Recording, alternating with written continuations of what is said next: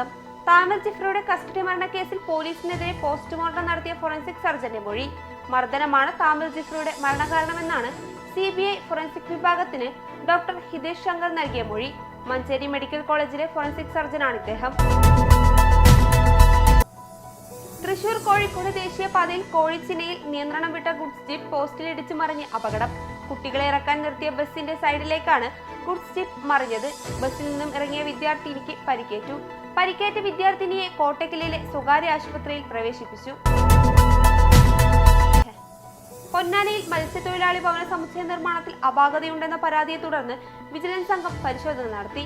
നിർമ്മാണം പൂർത്തീകരിച്ച് 8 മാസത്തിനകം ചുമരുകളിൽ വിള്ളലുണ്ടാവുകയും മലിനജലം ഒഴുകിപ്പോകാൻ സൗകര്യമില്ലാതെ പ്രയാസത്തിലാവുകയും ചെയ്തതിനെ തുടർന്നാണ് ക്രമക്കേടുകൾ സംബന്ധിച്ച് വിജിലൻസിന് പരാതി ലഭിച്ചത്. ചങ്ങരംകുളം ചെറുവല്ലൂരിൽ നേർച്ചയ്ക്കിടെ ആന ഇടഞ്ഞു. 3 പേർ നിസ്സാര പരിക്കുകളോടെ രക്ഷപ്പെട്ടു. ആന വിരണ്ടതോടെ ആഘോഷ പരിപാടികൾ പോലീസ് ഇടപെട്ട് നിർത്തിവെച്ചു. മേലാറ്റൂരിൽ വേനൽ കനക്കും മുമ്പേ വറ്റിക്കൊണ്ടിരിക്കുന്ന വെള്ളിയാറിനെ ജലസമ്പുഷ്ടമാക്കി താൽക്കാലിക തടയണകൾ.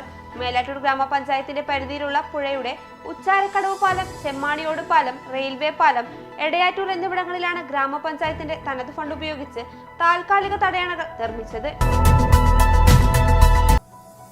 വേങ്ങര പാണ്ഡികശാലയിൽ അക്രമാസക്തനായി നായയുടെ കടിയേറ്റ് 3 പേർക്ക് പരിക്ക്. പരിക്കേറ്റ 2 സ്ത്രീകളെയും 1 കുട്ടിയെയും തിരൂരങ്ങാടി താലൂക്ക് ആശുപത്രിയിൽ പ്രവേശിപ്പിച്ചു. യുവാക്കളുടെ കായികക്ഷമത വർദ്ധിപ്പിക്കാനായി തൃക്കളങ്ങോട് ഗ്രാമപഞ്ചായത്തിൽ 6 മിനി സ്റ്റേഡിയങ്ങൾ വരുന്നു. മഞ്ഞപ്പറ്റ, പുളിയൻപറമ്പ്, പുലത്ത്, കല്ലൻതോട്, പാതിരിക്കോട്, ചെറാങ്കുത്ത്, പുളിങ്ങോട്ടുപുറം എന്നിവിടങ്ങളിലാണ് സ്റ്റേഡിയങ്ങൾ വരുന്നത്. ഉടൻ ഭൂമി ഏറ്റെടുത്ത് കളിസ്ഥലം യാഥാർത്ഥ്യമാക്കാനാണ് തീരുമാനം. കരുളായി കരിമ്പുഴയുടെ അത്തിക്കൽ കടവിൽ താൽക്കാലിക തടയണ നിർമ്മിച്ചു. കൊട്ടുപാറ സ്വജൽധാര കുടിവെള്ള പദ്ധതിയുടെ പ്രവർത്തനം മുടങ്ങാതിരിക്കാനാണ് പുഴയിലെ നീരൊഴുക്ക് നിലയ്ക്കും മുൻപേ തടയണ നിർമ്മിച്ചത്. പരിമിതികളെ അതിജീവിക്കുന്നവർക്ക് ഉല്ലാസയാത്രയൊരുക്കി എടപ്പറ്റ സാന്ത്വന പരിചരണ കേന്ദ്രം.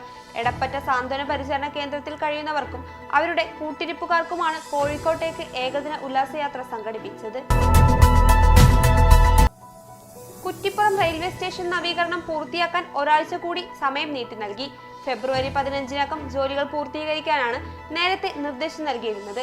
അമൃത് ഭാരത് പദ്ധതിയിൽ ഉൾപ്പെടുത്തിയുള്ള കുറ്റിപ്പുറം റെയിൽവേ സ്റ്റേഷനിലെ വികസന പ്രവർത്തനങ്ങൾ ഫെബ്രുവരിയിൽ പൂർത്തീകരിച്ച് മാർച്ച് മാസം ഉദ്ഘാടനം ചെയ്യാനാണ് പദ്ധതി.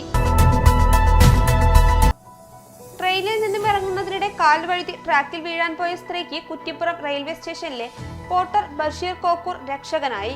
കുറ്റിപ്പുറം റെയിൽവേ സ്റ്റേഷനിലെ സൂപ്പർമാൻ എന്ന് വിശേഷിപ്പിക്കാവുന്ന ബഷീർ സ്വകാര്യ ആശുപത്രിയിലെ ജീവനക്കാരിയായ സ്ത്രീയെയാണ് ജീവിതത്തിലേക്ക് തിരികെ എത്തിച്ചത്. ഇതോടെ ടുഡേസ് മലപ്പുറം സമാപിക്കുന്നു. പുതിയ വാർത്തകളുമായി അടുത്ത ദിവസം കാണാം. നന്ദി.